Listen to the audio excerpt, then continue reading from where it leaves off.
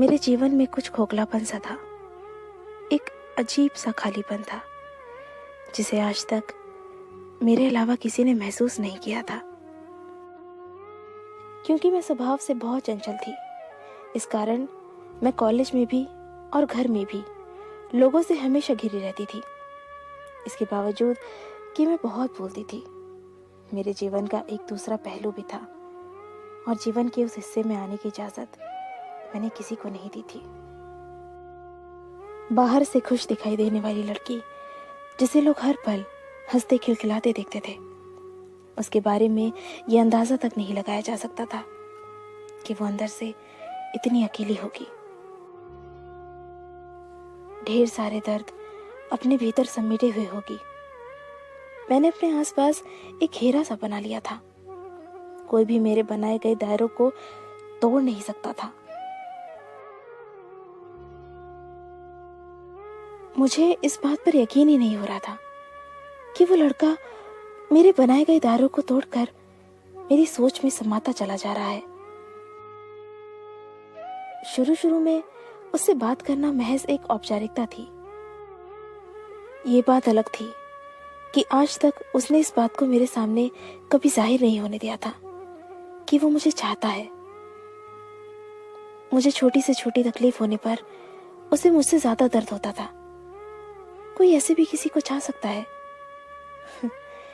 यकीन करने में बहुत वक्त लगा, लेकिन समय के साथ मुझे इस बात का एहसास हो गया था कि ये लड़का मेरी चिंता करता है, मेरा ख्याल रखता है।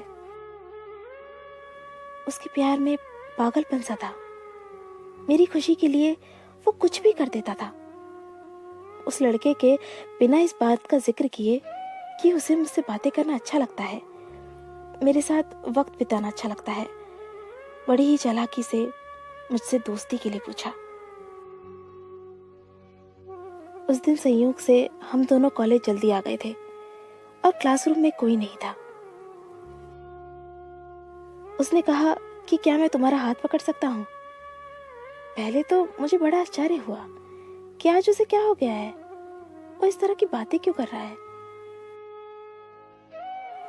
लेकिन मुझे उस पर पूरा भरोसा था। उसने इतनी ऑनेस्टली मेरा हाथ मांगा कि मैं उसे मना ही नहीं कर पाई और मैंने उसे अपना हाथ दे दिया। उसने मेरा हाथ अपने हाथों में लिया और कहा, क्या तुम मेरी दोस्त बनोगी? तुम मुझे अच्छी लगती हो और मैं तुम में एक अच्छा दोस्त देखता हूँ, अच्छा इंसान देखता हूँ और मैं चाहता हूँ कि मैं जिंदगी भर तुम्हारा दोस्त बनकर तुम्हारे साथ रहूं। उसने इतनी ईमानदारी से अपनी इस बात को मेरे सामने रखा कि मैं ना नहीं कर पाई और मैंने हाँ कर दिया। उस दिन उसने बस इतना ही कहा और चला गया। मुझसे दोस्ती करने की खुशी मैं साफ साफ उसके चेहरे पर देख सकती थी। मैंने इस बात को बड़े हल्के में लिया। हालांकि मुझे ये सोचकर दिन भर हंसी आ रही थी कि किस तरह से डरते डरते उसने मेरा हाथ पकड़ा था।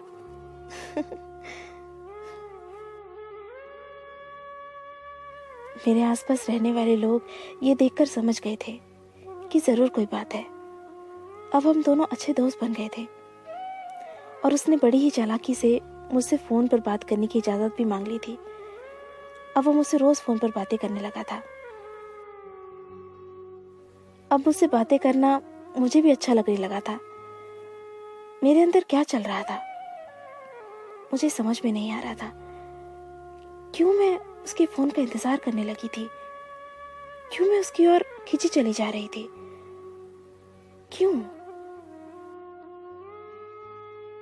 शायद उससे अपनी बातें शेयर करना मुझे अच्छा लगने लगा था।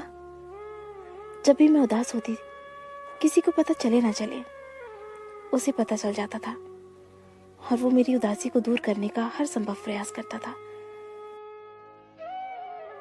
आखिर एक दिन उसने मुझसे आई लव यू कहा।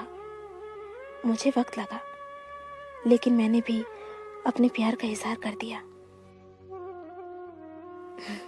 मेरे हर जन्मदिन पर मुझसे ज्यादा खुश होना, मेरे ऊपर हजारों रुपए मना करने के बावजूद खर्च कर देना,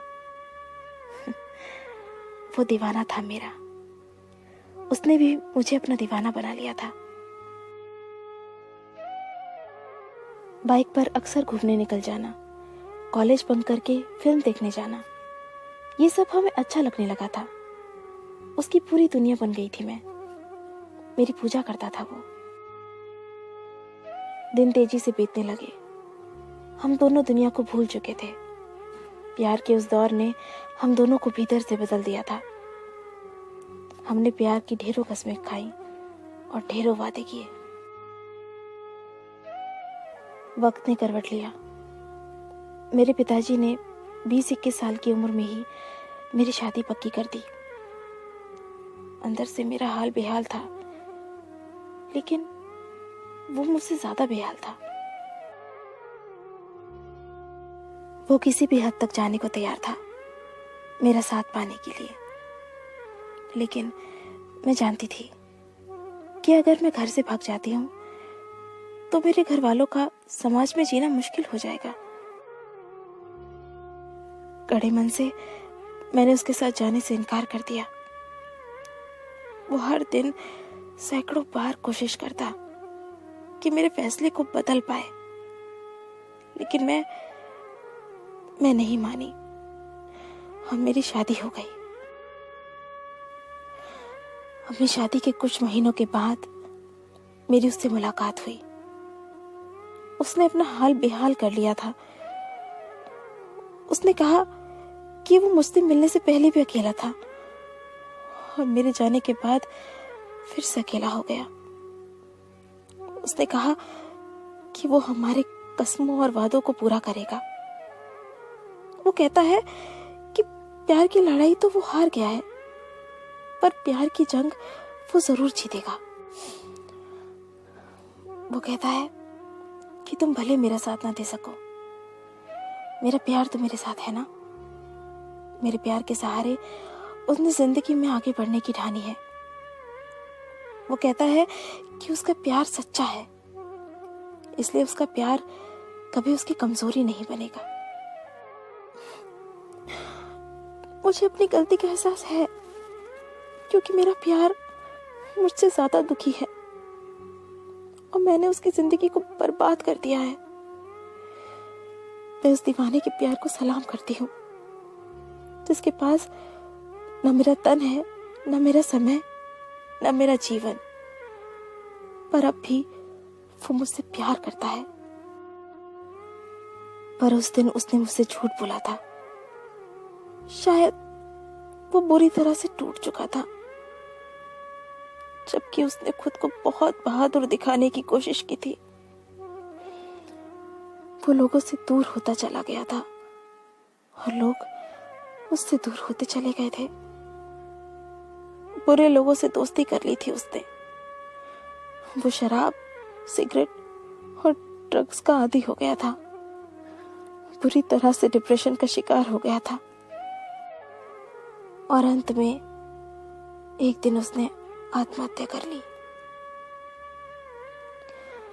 ये था इस कहानी का अंत। मैं ना तो जीते जी उसके साथ रह पाई, ना उसके अंतिम समय में उसका साथ निभा पाई।